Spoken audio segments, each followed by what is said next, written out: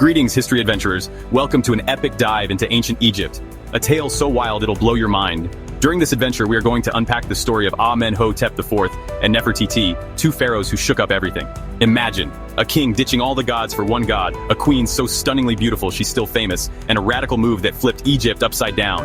We're talking timelines, temples, family drama, and a Bible crossover. Ready for a journey into the sands of time? Hit that like button, and let's step into the world of these rebel royals. Let's set the stage.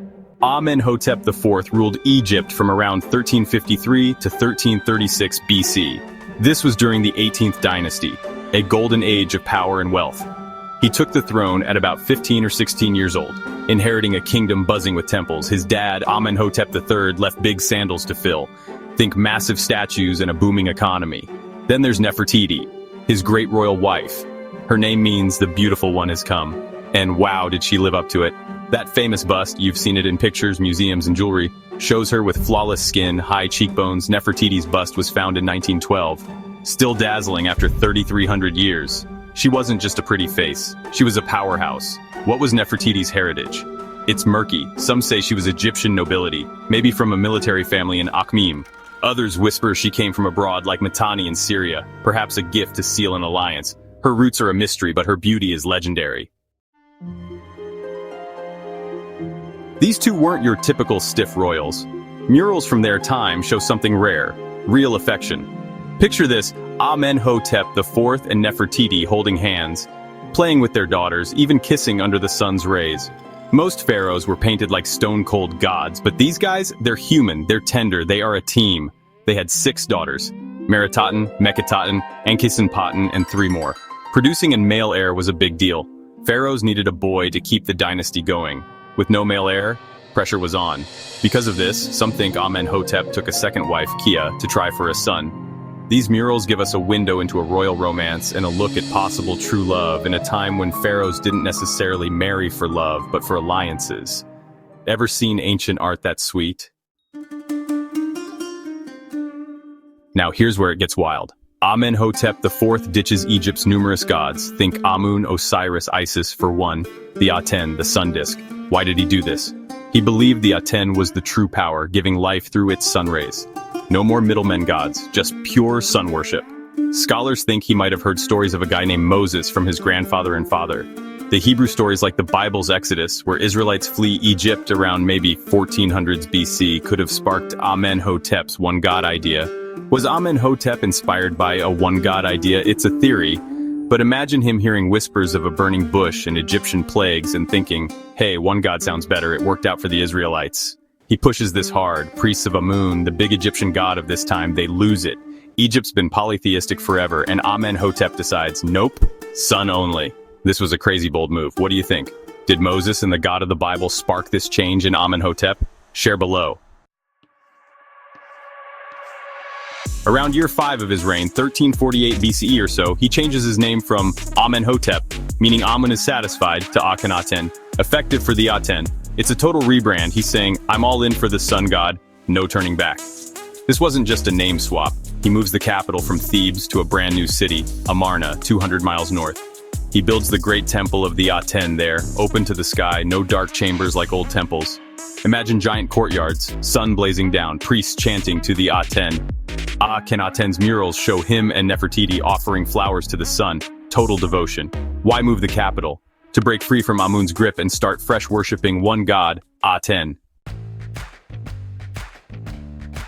Akhenaten goes all in. He orders all traces of other gods to be wiped out. Temples are closed and statues smashed. Names like Amun, god of the air, was chiseled off walls and scrolls. It's like he's canceling polytheism, total chaos for priests and the people. Imagine, your whole religion flipped overnight. The Amarna artwork shifts also. Less stiff poses, more curvy, real bodies worshipping the Aten.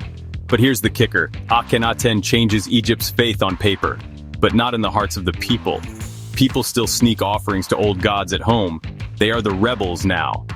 Akhenaten is forcing a revolution, but the people aren't buying into it.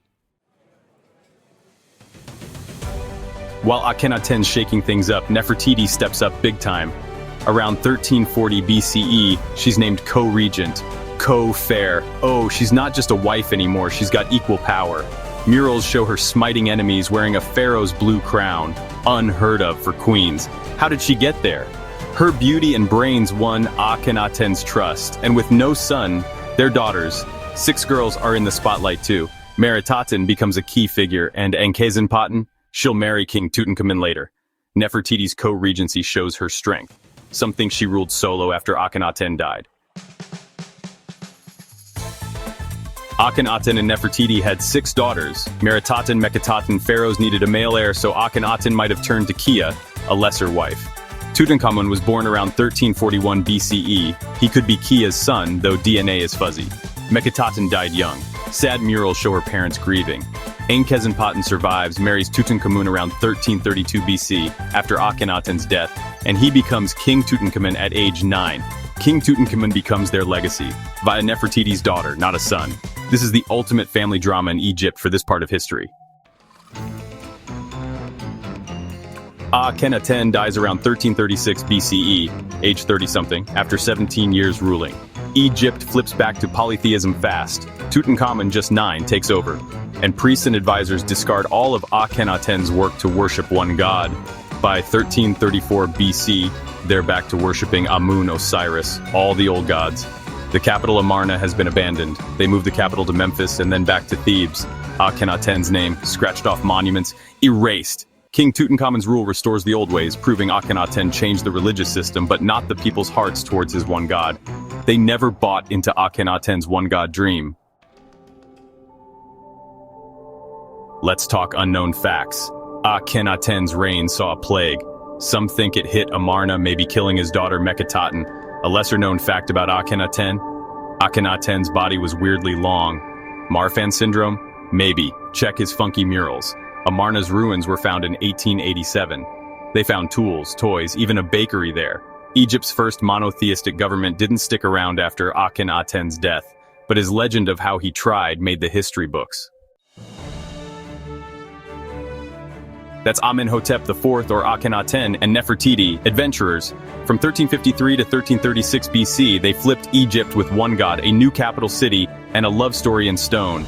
Nefertiti's beauty ruled, Akhenaten's vision crashed, and King Tutankhamun picked up the pieces. The Egyptian people changed religions, but not their hearts. Their Egyptian tale is eternal. What's your favorite fact? Nefertiti's power, Akhenaten's religious rebellion, or their love story together? Tell me below and subscribe for more history. Hit that bell so you never miss an adventure. See you next time on The Unseen Tutor.